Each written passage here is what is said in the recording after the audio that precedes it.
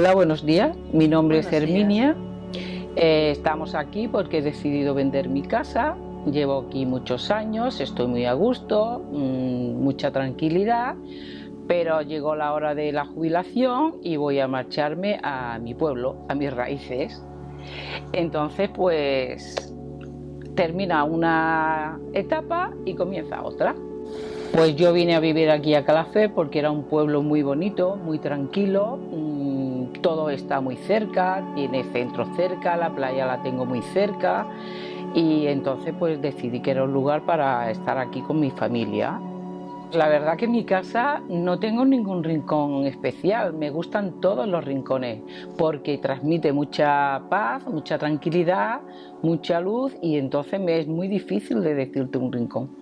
Pues mira, Montpenedel la elegí de casualidad, porque una amiga me habló de ella y me puse en contacto con Consuelo y la verdad que de momento estoy muy contenta y muy bien.